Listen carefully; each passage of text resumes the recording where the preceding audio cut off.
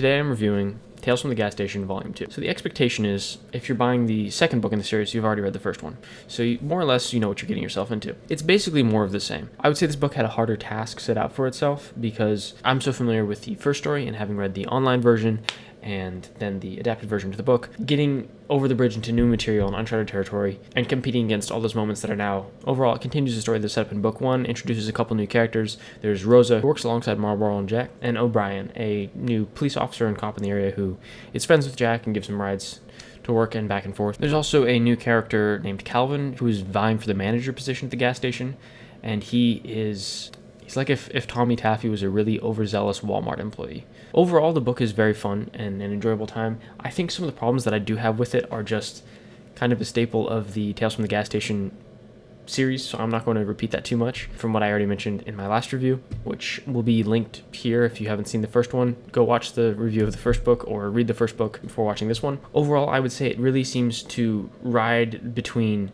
having a story that it wants to tell and just the dry slapstick humor that it's so good at. When the two things work in tandem, it works super, super well, but sometimes it can kind of feel like they're fighting each other. This video doesn't have a sponsor, but if you'd like to support me making more videos like this, my book Ashwood is out right now. It's a supernatural thriller with a touch of psychological and supernatural horror. It's set in the late 1980s in a small town in the Ozark Mountains in rural Arkansas, and it follows 5 kids as they uncover a series of strange disappearances and a conspiracy throughout their town.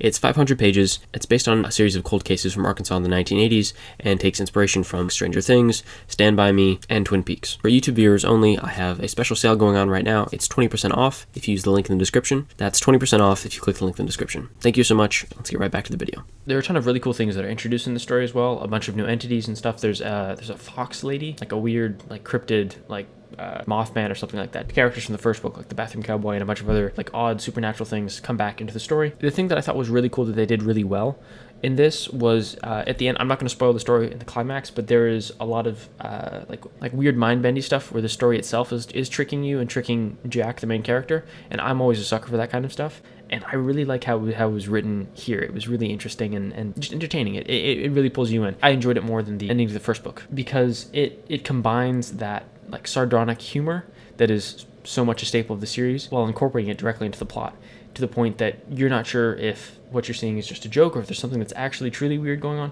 It's very interesting, and it kind of bends reality and messes with it a little bit in some very interesting ways, and I really enjoyed it. But yeah, overall, Jack Townsend's ability to incorporate just really weird, insane stuff into a story, create a narrative that, isn't always perfect at times, but that is still absolutely a very fun read with some interesting moments that stuck with me. I think if I was given enough time with this story, and if it wasn't as fresh and new in my mind, it would probably reach the same heights as the first story. I think I'm a little bit biased towards that because of how familiar I am with the original story and everything that kind of came with that. But I would say the second book is on level with the first one. And if you did enjoy the first one, I would absolutely recommend buying the second one. I think overall, I'm going to give Tales from the Gas Station Volume 2 a 6 out of 10. It was a good, fun read. I enjoyed it, but I don't think there was anything that necessarily blew me away.